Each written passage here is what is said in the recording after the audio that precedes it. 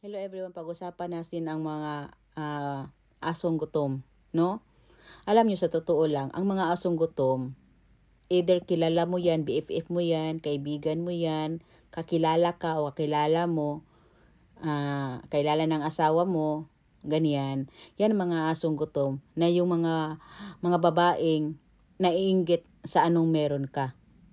Na nag-aabang sila kung kailan mo bibitawan yang asawa mo. At sila ang lalandi dyan at sila ang papalit dyan. Alam nyo, maraming mga asong gutom dito sa Japan, everyone. Kahit man siguro sa ibang bansa marami.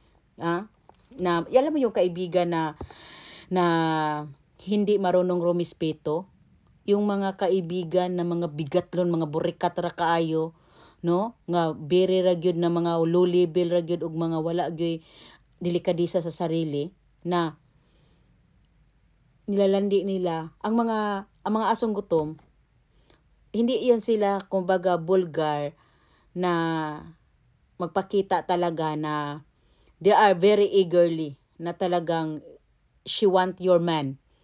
Dinadaan nila yan sa mga pasimpleng joke, pinapasimpleng touchy-touchy sa asawa mo, pasimpleng alam mo na, alam mo yung body language sa harap ng asawa mo. Alam nyo everyone, huwag nyong hayaan na ang kaibigan ninyo ay magsalita ng kalandian, about sa kanyang kalandian sa harap ng asawa ninyo. Huwag nyong hayaan kasi asong gutom yan. She want only to get the attentions of your man. No? At huwag niyong hayaan na ang amiga ninyo ay basta-basta na lang hawak-hawakan yung lalaki ninyo dahil she want some, kumbaga, physical attention. No? At huwag niyong hayaan ang mga amiga ninyo, kung sino man na babae, amiga man yan ninyo yan at hindi kaibigan ng asawa ninyo, kasi wala namang ibang mga asong gutom sa buhay natin, kundi yun lang naman talagang mga taong kilala tayo o kilala natin, no? At ang mga taong iba na kinikilala nating kaibigan, pinagkatiwalaan natin, no? Huwag niyong hayaan na sila ay basta-basta na lang silang magbiro-biro sa asawa ninyo. Dahil alam nyo sa totoo lang, yan ang mga teknik, yan ang mga style sa mga asong gutom. Sa mga babaeng, gustong mang-agaw sa anong meron ka. Kaya wag kang kumpiyansa sa mga ganyang klaseng babae. Dahil, as I said, pag mayroon kang kaibigan na ganyan, na very touchy sa asawa mo, very mabero in a bastos-bastos way, and nagpapakita ng mga body language na alam yung sexually body language. Alam mo yung ganon? Huwag kang magtiwala dyan dahil she like your man. No? Kaya nga ako, si Daddy, alam talaga ni Daddy na yung ibang mga Pilipina ganon. Kaya, si Daddy talaga, dahil ayaw niya ng problema, dahil alam niya ang ugali ko, talagang mismo na si Daddy talaga ay umiiwas talaga sa labas. Kasi alam niya na talagang selosa ako, no? And then it's not mean everyone na talagang mayroon tayong mga rules sa relationship natin. That is of course talaga yan. Kailangan talaga na sa relationship may batas. At sa batas na yan, dapat tayo ang may hawak sa batas. Dahil ang lalaki, everyone, marupok ang mga lalaki. Kasi nasa mindset na nila yung lalaki ako, walang mawawala sa akin because they are masculine. No? Ang lalaki, kung bibakakaan yan ng amiga mong gutom, pag wala ka, ang lalaki, magpakalalaki yan pag nilalandi yan ng ibang babae. Pag nilalandi yan ng asong gutom. Bihira lang ang lalaki na tumatanggi. Lalo na pag sila lang, wala ka sa tabi ng lalaki mo. Dahil ang lalaki, magpakalalaki talaga yan pag nilalandi. Kaya para maiwasan yan na ang lalaki mo ay hindi malandi sa ibang babae, Huwag mong hayaan na magnumiiko na hindi ka kasama. Dahil sa numiiko, dyan ang start papunta sa mga umisi.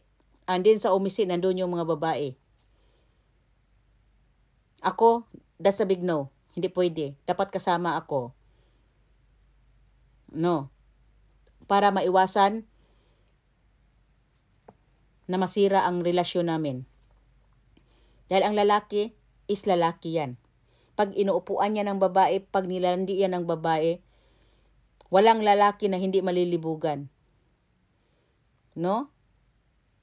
So, dapat iwasan yan. At saka kung mayroon kang kaibigan na very flirty, wag kang kumpiyansa. Lalo na very flirty sa asawa mo, very touchy, very joker, in a bastos-bastos way, pasimple-pasimple, wag kang kumpiyansa niyan. Dahil baka magulat ka na lang kinabukasan na yung allowance mo nandoon na sa kaibigan mo binigay. No?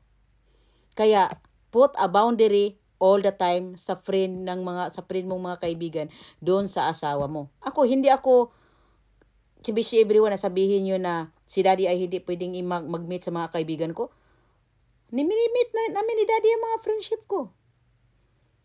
But, talagang kasama din ako.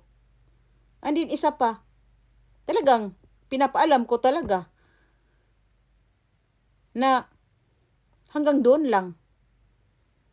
At saka sabi ko, pag mayroon naman, hindi naman talaga natin maiwasan na mayroong tayong mga kaibigan na alam mo yung very flirty, yung nagsasalita ng mga tapos yung mga body language, alam mo yung ganun. Talagang, I always told to my partner, to daddy na, wag mong tingnan. Dahil, hindi maganda yan. And she's not nice, she's not beautiful. Hindi naman talaga magaganda ang mga babaeng mahilig manlandi sa ibang lalaki. O sa ibang lalaki na hindi naman sa kanya. Hindi naman talaga maganda yan.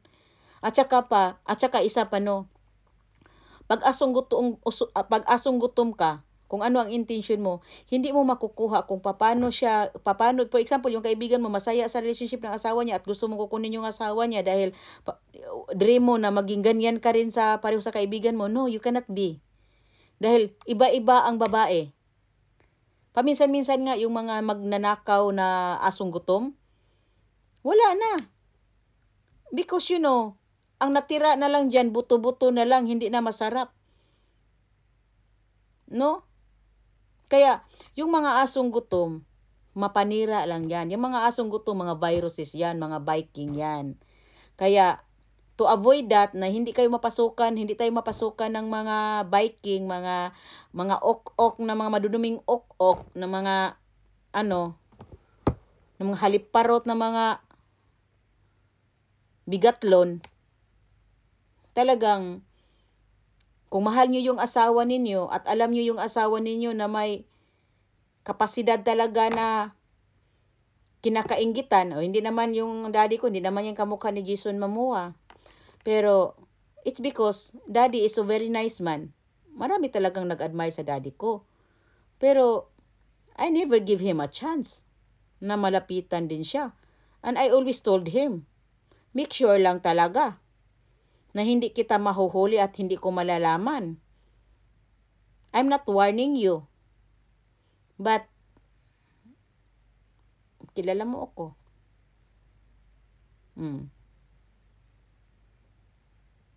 Di ba? At it's not my loss. You're lost. Because I can find a man na bagay sa akin kung lulukuhin mo lang ako. Ganyan everyone. Be confident. But if you can protect from the asong gutom, protect your man. Ayaw kumpiyansa, wag kang kumpiyansa. Dahil ang mga asong gutom yan. Kaya talagang kung ikaw meron ka, nag-aabang talaga at snatch talaga yung kung anong meron ka, kung kumpiyansa ka. So good night, and this is our night talk bedtime story for tonight. Kisses everyone.